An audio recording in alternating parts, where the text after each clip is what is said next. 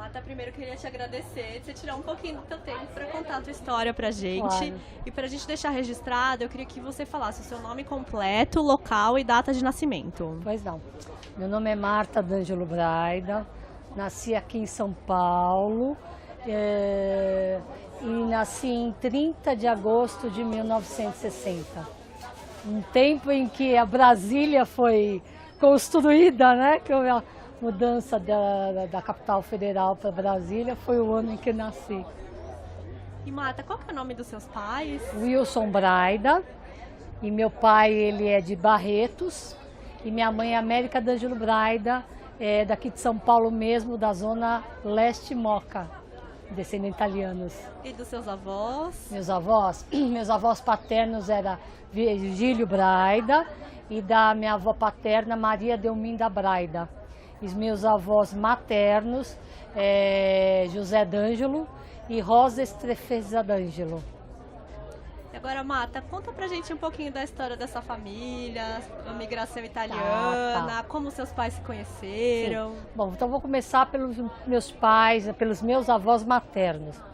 Os meus avós maternos, o meu avô, ele não veio bem como imigrante para cá, tá? Ele chegou aqui, ele veio com um primo dele, um D'Angelo, e o primo largou ele aqui e foi embora, se perderam. Aí ele veio trabalhar, ele conheceu a minha avó, justamente que ele foi trabalhar na fazenda do pai da minha avó Rosa. E ali fui trabalhando, construindo a sua vida, né?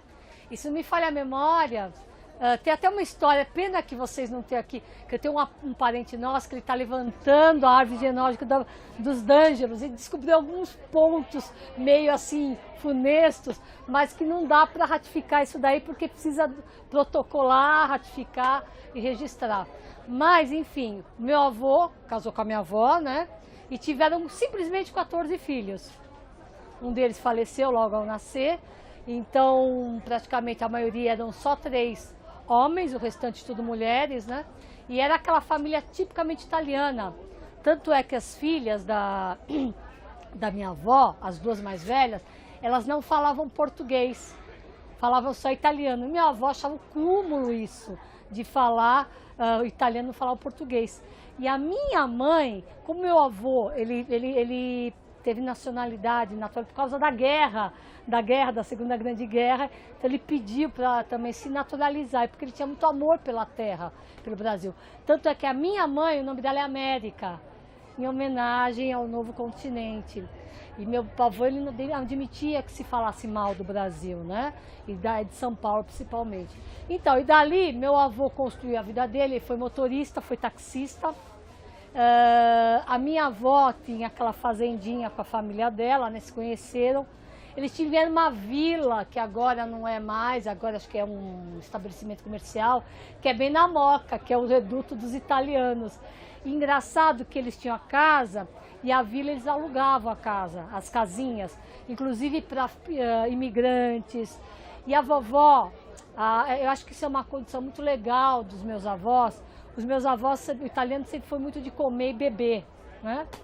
E quando minha avó fazia os quitutes, né, da cozinha italiana, as primeiras pessoas a quem ele dava eram para as pessoas que eles alugavam a casinha.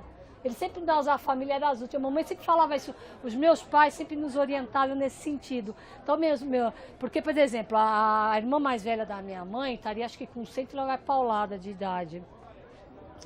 E ela ajudava a fazer, e eles distribuíam primeiro para os vizinhos. Então, eles eram muito bem quistos pela família. Eu falo mais da família da minha avó, porque meu avô ele veio sozinho para cá. Então, a família da minha avó foi a família dele, entendeu? Aí depois vieram os 14 filhos. Aí quantos, vamos dizer, de cada filho, vamos dar uma média de cada um que teve os filhos. Tiveram de 2 a 3 filhos, mais ou menos, a família. Então imagina, né? Uma verdadeira sociedade paulistana. E que mais? Aí eu nasci lá na Moca, né? Vim pra cá com 1 ano de idade. E aqui eu falo, inclusive hoje no Face, eu falei que hoje vai ter a Feira da Vila e eu sou um patrimônio vivo desse bairro. Por quê? eu conhecia que esse bairro como ele era, que infelizmente está virando espigões, né, pela minha tristeza, porque a gente brincava aqui nas ruas, você deixava as portas abertas, por exemplo, os vizinhos, você ficava com as cadeiras fora, brincava, você não tinha esse problema de ficar fechando porta como tem hoje em dia. E era uma comunidade, a minha irmã, inclusive, ela tinha mais pessoas da idade dela, então era um ficar na casa do outro, aquela muvuquinha, sabe, um na casa do outro. E era muito gostoso, a gente andava, passava o cara que vendia as verduras, tanto é que a família da minha mãe dizia para o meu pai, o Wilson, você vai morar na fazendinha, aquilo não tinha, porque não tinha nada, aquela era terra. E só tinha quer ver? Uma, duas, umas 4, 5 casas na Rua Harmonia, poucos. Para baixo tinha uma favela, mas as pessoas não assaltavam nós, era tão interessante que do lado da nossa casa tinha um terreno, e nesse terreno o pessoal da favela, até os assaltantes eram diferentes. Eu era pequenininha, eles pulavam e davam tchauzinho pra mim, porque minha mãe dava comida pro pessoal que morava por ali, sabe? Muito legal. E eu sei que esse bairro, então, voltando ao assunto, tinha o cara que vendia as verduras, o homem que vendia o leite de cabra, coisa que totalmente diferente. E eu peguei o movimento também, em que o bairro poucas pessoas conhecem, porque a Vila Madalena, ela se tornou uma vila de intelectuais. E eu me lembro que eu vi o pessoal se esconder, porque aqui tem muita vielinha, né? Ou aqui tem cada beco, aqui que só, acho que nem mesmo quem mora conhece. E o pessoal se escondia, o pessoal da USP. Como a gente podia andar tranquilo assim, né? Não tinha assalto. Eu via que o pessoal que vinha pra cá, né? Tinha o quê? Uns 10, 11 por aí, pequeno. Eu sempre fui muito rueira de ficar andando pela rua, brincar no pé. Hoje é meio complicado, mas no tempo era assim, muito moleca. E eu vi o pessoal realmente vindo para cá, eu não entendia direito porque aquela pessoal corria para cá, se escondia nos becos. Aí só depois que comecei a estudar e vim entender. E foi por isso que a Vila Madalena se tornou o que ela é hoje. Acho que mais alguma coisa? O que você quer saber mais? Então, Marta, agora eu queria saber um pouquinho qual que era a sua brincadeira preferida, assim, de todas essas. Sim, e como que... claro. E na escola? Na escala, com certeza. Bom, eu era uma criança, por exemplo, nunca fui muito conservadora no mundo Timo Mignon. Tanto é que as minhas marcas aqui, isso aqui é por causa da alergia, mas eu sempre fui de me equilibrar, sempre gostei de me equilibrar em bolas, eu nunca fui muito, tipo, brincar de menininhas, eu gostava de brincar como moleque, sabe? No meio de ficar pulando corda, pular mesmo. E essa condição eu tenho até hoje. Muito assim, acho que até por causa sou muito agitada. Mas eu brincava na rua, ficava fazendo as músicas, que dava para você brincar de pega-pega. Era uma coisa. Como não tinha esse perigo de você andar pelas ruas, você estava tranquilo, você se escondia na casa de um, vai no outro, entendeu? Eu brincava, a minha brincadeira era na rua. E também era em casa também, mas no meu tempo a gente se brigava mais na rua, não ficava tanto com televisão, que não se curtia muito, até porque meus pais também não incentivavam muito, mas eu brincava muito na rua, de pega-pega, corda, porque sabe o que é? Brincar mais de pega-pega, porque menino não gosta muito de pular corda. E acho que de menina só tinha eu e uma outra, o resto era tudo moleque, então acho que é por isso que eu também brincava com isso. Escola eu estudei em um colégio de freiras, né, que aqui na região também, o Sagrado Coração de Jesus. Gostei muito e também não gostei, porque é aquela coisa, quando você é criança, não gosta de estudar. E eu tinha uma coisa que às vezes aquela coisa de disciplina que você tem que seguir escola, né? Mas é um tempo que eu me lembro com muito carinho, porque hoje eu venho do meu passado, foi um tempo que eu aproveitei muito, porque, por exemplo, a área que eu sigo, o que eu fiz na minha vida, ajudou muito esse colégio, que na época, por ser de ser freiras, nada contra, elas eram muito top de linha, eram muito contemporâneas. A forma temática, a forma como elas usavam isso para nós, era muito o que é usado hoje em dia nas faculdades. Então eu gostei muito, aproveitei muito isso. Completei meus estudos aqui até o que seria dado como 9º ano no colégio. Aí fui por objetivo, fiz o colegial lá, que é um cenário totalmente, completamente diferente do que é um colégio mais menor, né? Assim, comparado ao que ele é. E não gostei muito não, mas tudo bem, porque eu acho que eu sou muito aquela coisa da interrelacionar, sabe? Você se relacionar, ali não tem muito disso, é muita gente, muita muvuca, não dá para ter aquela, por exemplo, eu como educadora, professora, sempre achei que você tinha que estar presente, professor e aluno, lá não se perdia muito disso. Aí depois veio a faculdade, então as minhas áreas de atuação foram na área de comunicação, letras, filosofia e sociologia. Isso que eu te falei. Eu só não me equilibrei em si, porque não dei, trabalhei em produtora. E os empregos vieram até mim, não eu que procurei os empregos. A França, que faz parte da minha vida, como uma mãe com segunda língua. Mas infelizmente eu caí, tive traumatismo craniano em 2010 e me deixou um pouco fora, assim, meio fora do ar com o idioma francês, que eu estou retomando isso agora. Mas eu acho que a minha segunda língua, a minha segunda pátria é a França também, que eu tenho uma afinidade, se Deus quiser, quem sabe, até o próximo ano estarei voltando. Mais alguma coisa que vocês querem saber? Conta pra gente uma história marcante da sua trajetória profissional. Da minha atividade profissional, vamos lá. Bom, eu acho que uma coisa muito interessante, como eu fui parar numa escola pública, porque eu fui inverso de faculdade, fui parar na pública. Eu era uma pessoa, estava um projeto do governo de educação, da Secretaria de Educação, para trabalhar em escola, nas escolas do bairro. E lá, falava assim, olha, você tem que preencher ficha. Como eu sou da área de letras, gosto muito de leitura, fiz trabalho, por exemplo, em salas de leitura, fiz curso de contador de história, que já vou contar isso para vocês. E eu fui preencher essa ficha aqui no Maximiliano, que me falaram, olha, eu estou procurando uma vaga, acho que o pessoal da área de comunicação, jornalismo, está precisando de... Ah, tá. Aí a moça me deu um questionário, que eu falei assim, pô, mas isso daí é um questionário muito estranho, essas perguntas. Era aquela coisa do... eu não lembro o nome... Sabe aquele projeto que o governo incentivava as pessoas desempregadas? Então você tinha que fazer o curso e trabalhar nas escolas. Aí quando eu vi que era isso, eu falei, não é isso que eu quero. Eu pensei, eu estou vendo um projeto para trabalhar quem é formado em jornalismo, bababá, que é do governo do estado. Ah, não, isso daí não é aqui. O que aconteceu? Eu acho que a moça não jogou fora isso. E o que aconteceu? Me ligavam e eu falava, não, eu não quero. Até que uma vez, a mulher agora é secretaria, era aqui na região, que é a como é que fala? Não é subprefeitura, agora é Secretaria de Educação, são nichos, né? E ela me ligou, por favor, vem falar comigo por causa do meu currículo, né? Aí eu fui falar para ela, falei, pelo amor de Deus, parem de ligar para minha casa. Não vou falar, mas Marta, a escola Fernão Dias está precisando de gente como você na biblioteca, por favor. Falei, tá, né, eu vou fazer uma experiência. E foi uma feliz experiência, porque nós reconstruímos a biblioteca. O interessante disso é que os alunos ajudaram.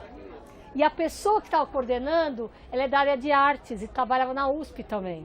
Então, e a diretora era a diretora e ela é professora de letras também. Então foi um casamento muito legal ali. Aí nós entramos com projetos e eu entrei ali, aliás, me despencaram ali. E foi daí que eu tomei gosto pela biblioteconomia. Então eu falo isso com muito carinho. Por quê? Porque começaram a pipocar esses trabalhos de contador de história, a vagalume, blá, blá, blá, blá, blá, blá, que justamente traz aquele trabalho de, por exemplo, leitura compartilhada, o que agora já é uma situação mais comum aqui, porque as organizações e as próprias escolas voltadas, por exemplo, para leitura, elas fazem isso.